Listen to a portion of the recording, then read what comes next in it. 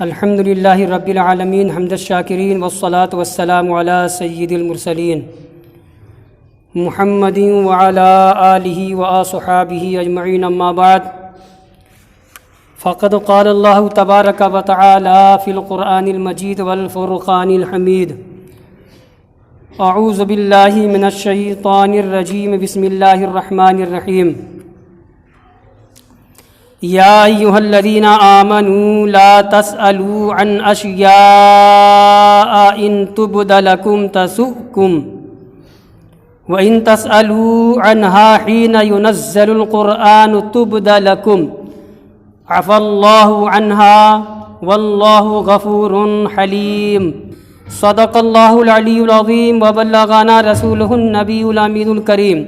ونحن على ذلك لمن الشاہدین والشاکرین والحمد للہ رب العالمین۔ بزرگوں اور عزیز دوستوں، آج کی پہلی آیت ہے یا ایھا الذین آمنوا، اے وہ لوگ جو ایمان لائے، اے ایمان والوں، لا تسألوا عن اشیاء ان تبد لکم تسؤکم، لا تسألوا مت پوچھو، عن اشیاء بہت سی چیزوں کے بارے میں، ان تبد لکم تسؤکم اگر وہ چیزیں ظاہر کر دی جائیں تمہارے اوپر تو تمہیں بری معلوم ہوں، وَإِن تَسْأَلُوا عَنْهَا حِينَ يُنَزَّلُ الْقُرْآنِ اور اگر تم ان کے بارے میں، ان چیزوں کے بارے میں، ان باتوں کے بارے میں پوچھو جب کہ قرآن نازل کیا جا رہا ہو، تُبْدَ لَكُمْ تو وہ چیزیں تمہارے واسطے ظاہر کر دی جائیں گی۔ عفا اللہ عنہا اللہ نے معاف کیا ان چیزوں کے متعلق تمہیں، واللہ غفور حلیم اور اللہ تعالیٰ بڑا بخشنے والا، حلیم بردبار ہے، تحمل والا ہے۔ تفسیر دیکھیے، واقعہ یہ ہے کہ اللہ کے رسول علیہ الصلوۃ والسلام سے بہت سارے لوگوں نے بے مقصد بے فائدہ سوالات کیے۔ تین تفسیر میں بیان کروں گا۔ سب سے پہلا قول تفسیر کا یہ ہے کہ یہ آیت کا کیا مطلب ہے، کب نازل ہوئی۔ صحابی رسول حضرت انس رضی اللہ تعالیٰ عنہ سے مروی ہے، انہوں نے کہا کہ اللہ کے رسول صلی اللہ علیہ وسلم لوگوں نے سوالات پے در پے کیے، خوب سوالات کیے، بھیڑ تھی، ادھر سے وہ کچھ پوچھ رہے ہیں، ادھر سے وہ کچھ پوچھ رہے ہیں، ادھر سے وہ کچھ پوچھ رہے ہیں۔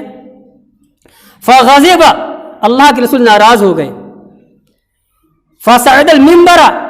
ممبر پر چڑھے، فقال اور حضور نے فرمایا لا تسألونی اليوم عن شيء الا بینتہ لکم، آج تم لوگ مجھ سے جو بھی سوال کرو گے میں سب کا جواب تمہیں دوں گا، کھول کر بیان کر دوں گا۔ حضرت انس رضی اللہ تعالیٰ عنہ بڑے پائے کے صحابی ہیں، 10 سال تک حضور کی خدمت کی تھی، وہی راوی ہیں۔ کہتے ہیں کہ حضور جب جلال میں آئے،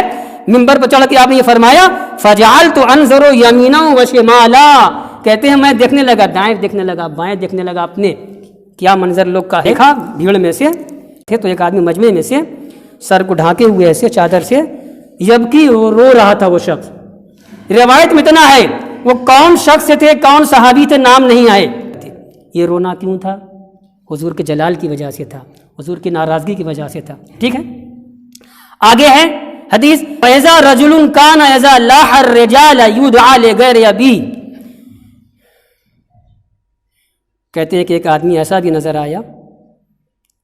کہ اس کے متعلق یہ چیز تھی، یہ بات تھی کہ جب آپس میں گفتگو ہوتی، اب وہ مجمع کے باہر کی بات ایک آدمی کے بارے میں بیان کر رہے ہیں کہ جب اس سے کچھ گفتگو ہوتی، تلخ کلامی ہوتی کسی سے، تو اس کے باپ کے متعلق کچھ کہا جاتا، یعنی نسب میں تانا دیا جاتا۔ اس نے دیکھا کہ موقع اچھا ہے، لوگ تانا دیتے ہیں مجھے، فقال یا رسول اللہ من ابی، وہ کھڑے ہوئے، اس نے کہا اے اللہ کے رسول میرا باپ کون ہے، میرے والد کا کیا نام ہے؟ قال حذافہ، حضور نے فرمایا تمہارے باپ کا نام حذافہ ہے۔ یہ سوال کرنا یہ حضور کو اذیت دینے کے لیے نہیں، حضور کو دقت میں ڈالنے کے لیے نہیں، یا معاذ اللہ استہزاءً نہیں تھا، وہ صحابی تھے، ٹھیک ہے؟ تو انہوں نے تو اپنی اطمینان کے لیے، اگر کچھ لوگ مجھے کچھ جملہ کسنا چاہتے ہیں اور کچھ میرے نسب پر کچھ میل نکالنا چاہتے ہیں، اس طریقے سے بات حل ہو گئی، کسی کے مجال نہیں ہے کہ آج کے بعد کچھ میرے نسب میں تان کر سکے۔ سرکار نے فیصلہ فرما دیا کہ تمہارا باپ کوئی اور نہیں، ہاں وہی جو مشہور ہے وہی باپ تمہارا ہے، مطلب یہ، ٹھیک ہے، سچ، تم اسی کے بیٹے ہو۔ حضرت عمر رضی اللہ تعالیٰ عنہ کہنے لگے رضینا باللہ ربا وبالاسلام دینا وبمحمد صلی اللہ علیہ وسلم رسولا۔ کانپ گئے، لرز گئے، کھڑے ہوئے کہا ہم لوگ اللہ کے رب ہونے پر راضی ہو گئے اور اسلام کے دین ہونے پر راضی ہو گئے اور محمد صلی اللہ علیہ وسلم کے رسول ہونے پر راضی ہو گئے، ہم راضی ہیں۔ یہ آگے کہتے ہیں نعوذ باللہ من الفتن، فتنوں سے اللہ کی پناہ ہم پکڑتے ہیں۔ فقال رسول اللہ، اللہ کے رسول صلی اللہ علیہ وسلم نے فرمایا ما رأیت فی الخیر والشر کالیوم قط، آج کی طرح جو خیر اور شر کا معاملہ میں نے دیکھا کبھی نہیں دیکھا۔ ان صورت للجنہ والنار، جنت اور جہنم میرے آگے کر دی گئی، جنت میرے آگے کر دی گئی، جہنم میرے سامنے کر دیا گیا۔ رأیتہما، یہاں تک کہ میں نے جنت کو بھی دیکھ لیا سامنے اپنے پاس میں اور جہنم کو بھی دیکھ لیا آگے۔ وراء الحائط، اس دیوار کے پیچھے، اللہ اکبر، عقل دنگ ہے، دیوار تھی نا بیچ میں حائل، فرما رہے اس دیوار کے پیچھے جنت اور جہنم میرے سامنے لائی گئی اور میں نے دیکھ لیا۔ کسی کو نظر آتا ہے دیوار کے پیچھے کیا ہے اور جنت جہنم میں کوئی دیکھتا ہے؟ یہ اختصاص رسالت ہے،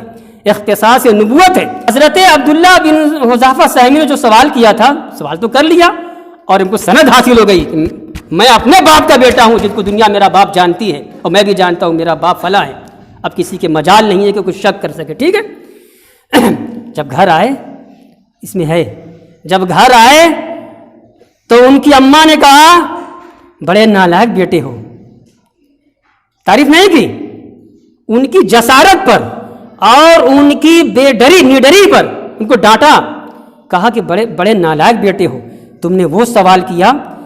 خدا نہ اپنے پر لے رہی ہیں کہ خدا نہ خواستہ دور جاہلیت میں بہت سارے گناہ جو لوگ کرتے تھے، خدا نہ خواستہ اگر میں بھی کوئی گناہ کیے ہوتی تو آج کیسی رسوائی نصیب ہوتی۔ اچھا، وہ بیٹے عبداللہ نے کیا کہا، اماں تم یہ کہتی ہو اگر میرے آقا